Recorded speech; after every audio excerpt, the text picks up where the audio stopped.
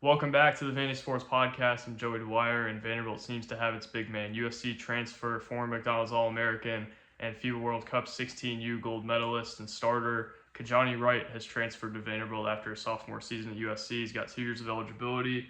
In his sophomore year, averaged 3.9 points, 2.6 rebounds, and 0.3 of a block per game. Shot, I think, 58% from the field. So not lofty numbers, but obviously a lofty resume coming out of high school. And I think a profile that Vanderbilt really wanted to take a chance on. Obviously, you look at McDonald's All-American and you look at his skill set and you say, well, that's probably a guy that is worth taking. And we'll talk more about that, but I want to shout out our presenting sponsor for basketball season, the basketball transfer portal, the coaching search, the Wash House. Thank you, the Wash House, for allowing content like this to be possible on a game-by-game basis and transfer-by-transfer basis. But Kajani Wright, I think, one of the more interesting ones. Obviously, the production hasn't backed this up, but I think there's some major upside here that hasn't really been tapped into at the college level a whole lot.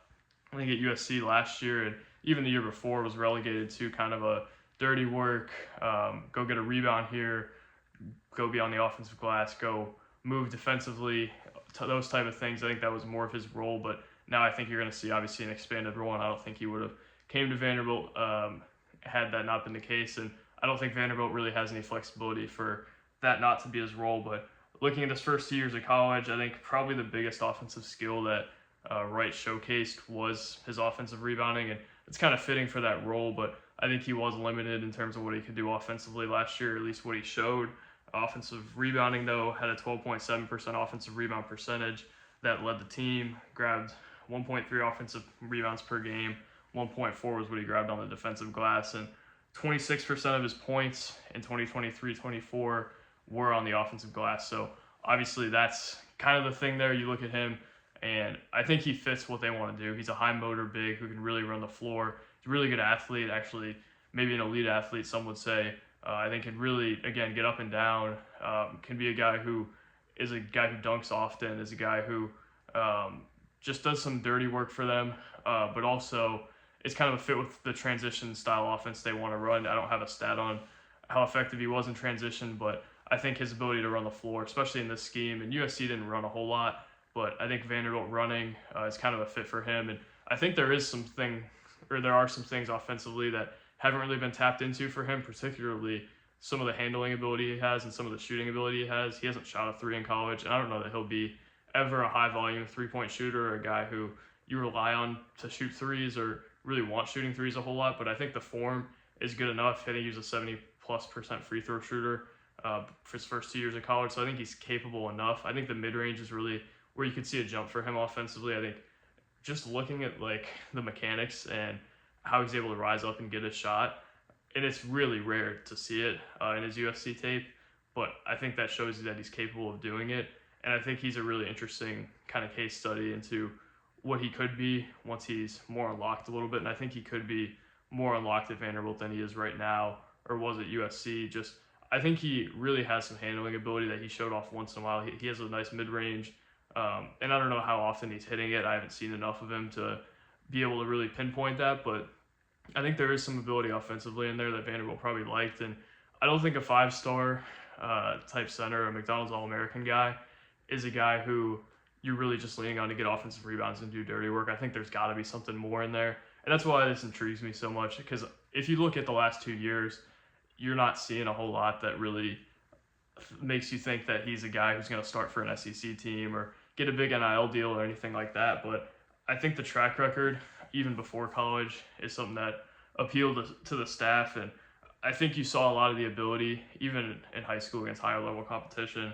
to where you think it's worth taking a chance. And I think there were some things in college that I was a little concerned by. First of all, his floater is really effective, and that's something that he likes to use a lot, but I just don't know that I saw enough back to the basket physical post game. I think he could be more physical at the point of attack at times, which is kind of a minuscule complaint, but also kind of not. I think he's a really good rebounder. I think he has a nice touch around the rim at times, but I think he's got to really slow himself down and go up stronger around the rim when he does get the rebounds or when he goes up in the post. But there's a lot of potential there, and if he's particularly well developed, he could be a guy who turns out to be a really good player for them. But I just think he needs a change of scenery. I think he needs a scheme change, and that's what he's got here. Defensively, I think he's a guy who can really help Vanderbilt. I think he moves really well. I think he's a really good athlete. And I think he's physical enough, which is kind of contradicting what I said with the point of attack stuff. But I think he has the potential to be a really physical, good athlete who's mobile and who can kind of maybe not switch a whole lot, but switch once in a while and do a lot of good things for you out of the ball screen defensively. I think he can be a good roller. Offensively on the pick and roll, seems to have a good sense of where to be and kind of how to open up to passers. But I think he could be really helpful for them in a lot of ways, especially defensively. I think he's what they need defensively. Now, is he going to be a Liam Robbins level shot blocker? No, he's only 6'9", and that's another thing in itself. If he was 6'11", I think I would be a lot more excited about the pickup than if he's 6'9". Now they have two kind of undersized guys who are going to play the 5 with him and Jalen Carey, and I think their games are more similar than people realize. I think Jalen Carey is a guy who doesn't get enough credit for what he can do just because he's undersized, and I think Wright's a little more physical, maybe not a little more physical, but I think he's bigger and has a little bit better of a frame than Carey has. At least he's bigger height-wise, but I think that's my concern. I think they're really athletic in the front court, especially at the 5. I think they're really physical at the 5, but do they have the height? Do they have the length? I'm not sure. I think they have two guys who are good shot blockers, not great shot blockers. I think they're at least serviceable. And I think the thing I like about their front court a lot is even if both guys are okay this year, you have Wright for another year after this year, assuming that something crazy doesn't happen in the portal and he goes. And you should have Jalen Carey for, 2 years after that? So there's some developing to be done in the front court, and I think it's a nice kind of nucleus of front court guys. And I think Stack's staff had that, but I think maybe I exaggerated a little bit what they actually had. I think it was a little higher on what they had than maybe I should have been, but overall, I think it's a nice starting point in the front court. I don't know if they're going to be one of the better front courts in the league. Wright, I think, has a nice ceiling, and so does Carey. But I just wonder, two undersized guys who can't shoot it all that well. I think Carey's a much better shooter than Wright is. I would love to see Wright prove that wrong, though, because I do think the mechanics are there.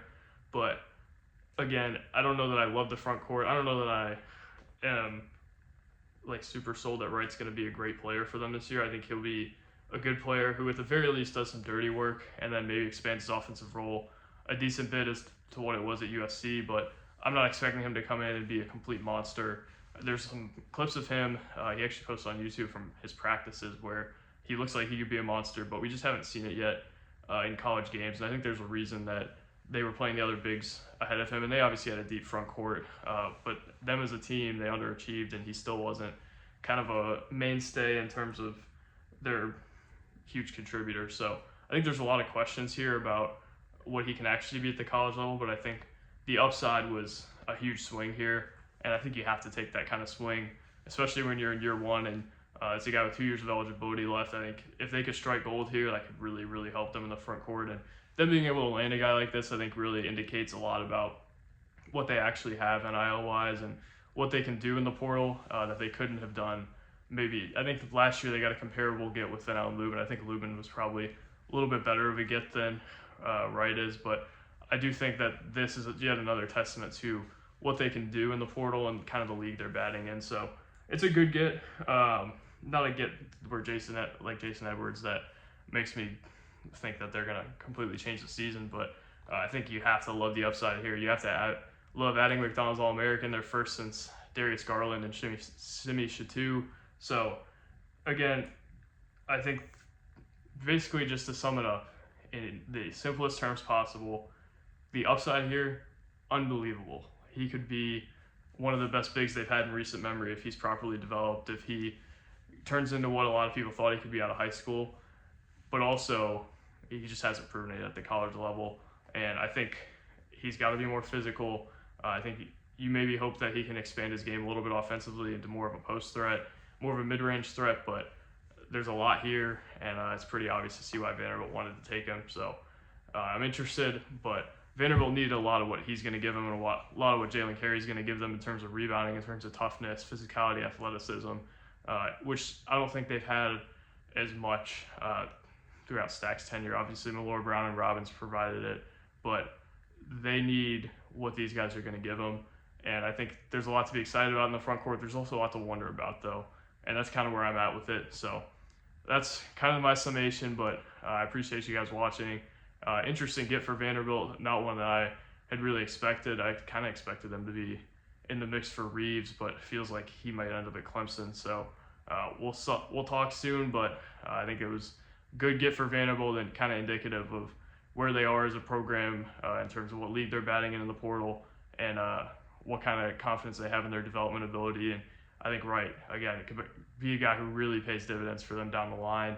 And I wouldn't be shocked to hear that he's taken a big leap in the summer. So thank you guys for watching. God bless. We'll talk soon. Peace.